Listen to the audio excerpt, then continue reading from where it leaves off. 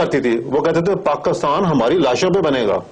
یہ وہی علماء ہیں جو اب آپ لوگوں پہ چھائے ہوئے سارے پاکستان پہ, اور بجائے کہ پاکستان آگے بڑھے انہوں نے اتنا جگڑ رکھا ہوا ہے, اور سیاسی جماعتیں بھی اتنی جگڑی گئی ہیں کہ ان کے آگے بے بس نظر آتی ہیں. یہی تو افسوس کی بات ہے, اور وہ آپ کو آگے جانے کے لیے پیچھے لے کے جا رہے ہیں. اور اس میں جو الطاف صاحب کا نام لیا ہے نا, ہی از دی اونلی لیڈر جو میں کہہ رہا ہوں کہ جو کہ کھل کے بولتے ہیں ہیومینٹی گراؤنڈ کے اوپر. طالبان کے خلاف پہلی آواز الطاف صاحب نے اٹھائی ہے, بالکل اٹھائی ہے. چوہدری صاحب ایک چھوٹی سی بریک کے بعد آپ سے دوبارہ بات ہوگی.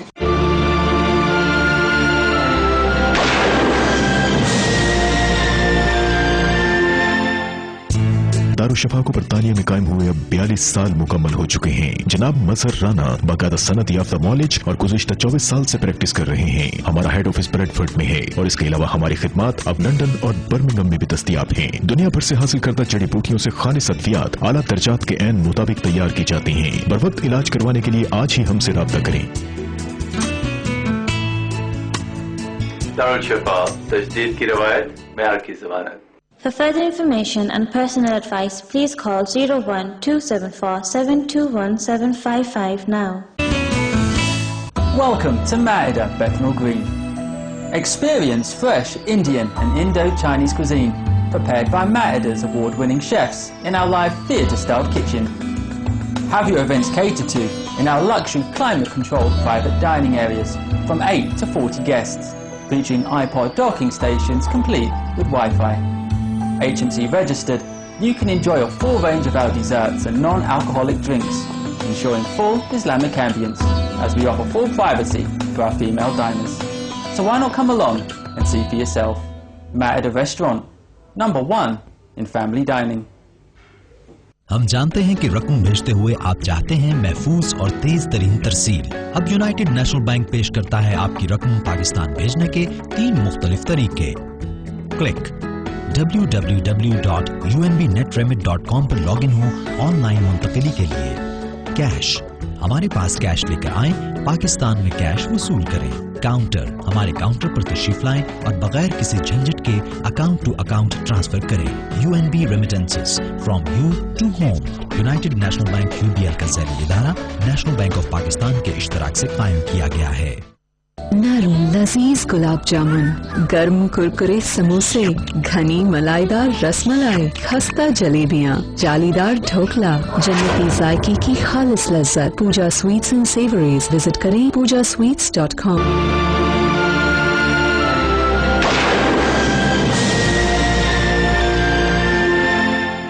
خواتین و حضرات خوش آمدید. بریک پہ جانے سے پہلے امام صاحب بات آپ کہہ رہے تھے کہ یہ ایک اتفاقیہ واقعہ نہیں ہے, یہ ایک حادثاتی واقعہ نہیں ہے, ایک سوچی سمجھی سازش کے تحت سارا کچھ ہوا ہے. 1934 میں ایرار جو اس وقت ہندوستان میں بہت منظم تھے, انہوں نے ببانگ دوہل اس بات کا اعلان کیا کہ وہ قادیانی تحریک کو, جماعت احمدیہ کو کلیتاً ختم کریں گے اور قادیان کی اینٹ سینٹ بجا دیں گے. قادیان میں آ کے جلسہ کیا, مخالفت کا آغاز کیا, ملک میں اس سے انتشار پیدا ہوا.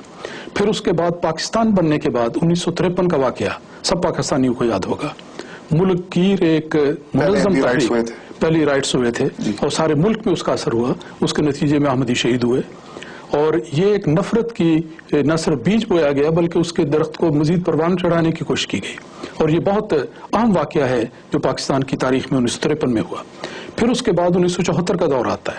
اگر جلدی جلدی ہم اس دور سے گزریں تو یہ بھٹو کا دور تھا, جس میں بھٹو نے اپنے مقاصد کی خاطر اور اپنی اس کرسی کو مضبوط کرنے کے لیے, جس پر ہاتھ مار کر انہوں نے کہا تھا کہ میری یہ کرسی بڑی مضبوط ہے, انہوں نے یہ کہا چلیں احمدیوں کو اس کے لیے چنتے ہیں, اور مولویوں کے اصرار پر, ان کے دباؤ پر ایک ایسا قانون نافذ کر دیا کہ گویا احمدی جو ہیں ان کو قانونی ایک ترمیم کے ذریعے, اپنے قانون کے ذریعے for the purpose of law and constitution غیر مسلم قرار دے دیا.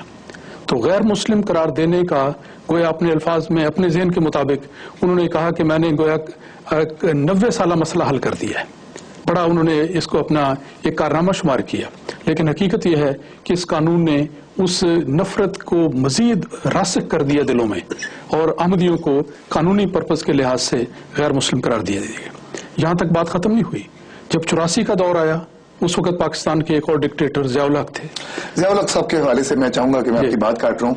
چوہدری صاحب ضیاء الحق کے 11 سال جو کئی جو تاریخی مورخ اور پاکستان میں بھی ہمارے جو لوگ ہیں سمجھتے ہیں کہ پاکستان کی 70 سالہ ہسٹری 73 سالہ ہسٹری کا بدترین اور سیاہ ترین دور تھا، جس میں بلاسفیمی لا جیسی حدود آرڈیننس کے حوالے جیسی لانتیں ہیں جو ہمارے ملک پر نافذ کی گئیں اور اینٹی احمدیہ لا پاس ہوئے. اس کے حوالے سے میں چاہ رہا تھا کہ ہمارے ناظرین کو تھوڑا سا بتائیں. دیکھیں پاکستان کی پوری ہسٹری میں اگر آپ دینا تو سب سے سیاہ اور طریق دور وہ ہے جنرل ضیاء کا ہے. وہ ایک ایسی سیاہی چھائی ہوئی ہے ساری سوسائٹی پہ، ساری اس کی حرکتوں کی وجہ سے. اگر آپ دیکھیں جو امینڈمنٹ اس نے کانسٹیٹیوشن میں کی ہیں اور جس طرح سے اس نے مذہبی جماعتوں کو ساتھ ملا کے اپنے اقتدار کو طول کرنے کا کہا ہے، آپ اگر غور سے دیکھیں تو یہ پاکستان کا سارا معاشرہ ہی تبدیل کر کے رکھ دیا تھا اس نے. کلاشن آف کلچر، ڈرگز کلچر، اس وقت افغانستان سے جو معاملہ تھا وہ جو تباہی پھیلی ہے، سارا اس کا بلیم جنرل ضیاء الحق کو جاتا ہے. اگر اس وقت معاملات کو صحیح طرح سے ہینڈل کیا ہوتا تو پاکستان کی ترقی کے لیے بہتر چیز ہونی تھی. لیکن ضیاء الحق کے سامنے صرف اپنی ذاتی ذات تھی. جو لا اور امینڈمنٹ اس نے چینج کی ہے، بلاسفیمی لا جو بنایا ہے، ساری دنیا میں پاکستان کی جتنی بدنامی جاگس آئی ہوئی ہے، صرف جماعت احمدیہ کے میں ذکر نہیں کر رہا، اس میں کرسچن کا لے لیں، دوسرے مذہبوں کا لے لیں، اس لا کی وجہ سے کرسچنوں پہ تھرو آؤٹ ظلم ہو رہے ہیں. 5-6 واقعات ہو چکے ہیں. گجرا کا مثال لے لیں آپ، ملتان میں ان کا ایک ہی خاندان کے 7 افراد کو زندہ ہے. اور ہر جگہ جہاں بھی کوئی معاملہ ایسا ہو جہاں پہ بھی کرسچن کو انہوں نے تباہ کرنا ہو، اغراض لوگوں کے ذاتی ہوتے ہیں، موٹو کوئی اور ہوتا ہے اور اصلاح کی آڑ لے لیتے ہیں. اور اس کے علاوہ جنرل ضیاء الحق نے جو جماعت احمدیہ کے متعلق لا بنائے ہیں، آپ کسی بھی اخلاقی لحاظ سے اسلام کے کسی اصول سے بھی اس کو پرکھ لیں.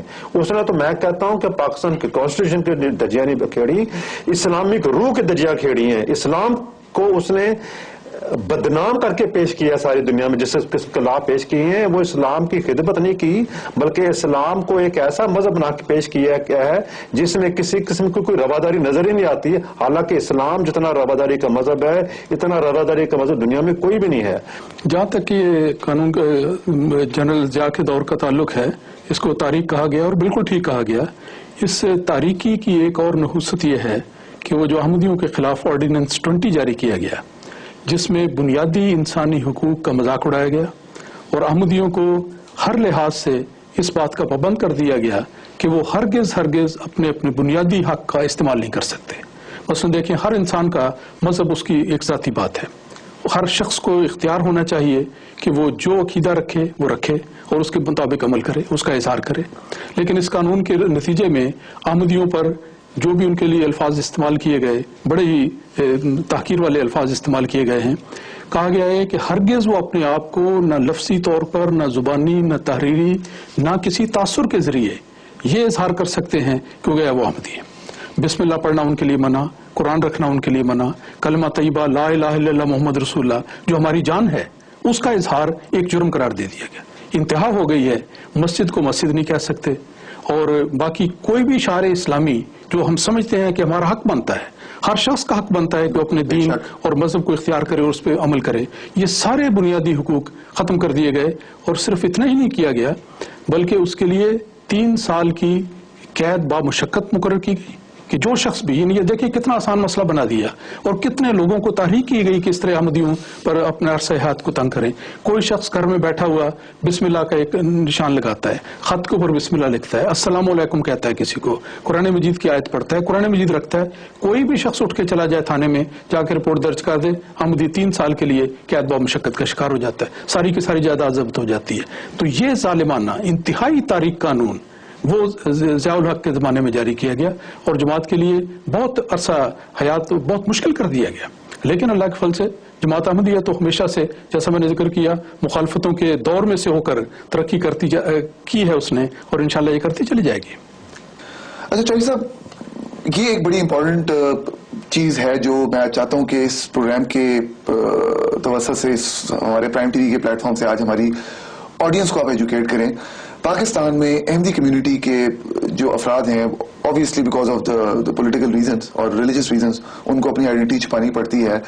آرمی سے لے کے ٹریڈ میں، بیوروکریسی میں، جوڈیشری میں بڑے بڑے لوگ ہیں جنہوں نے کمیونٹی کے لیے خدمات انجام دی ہے.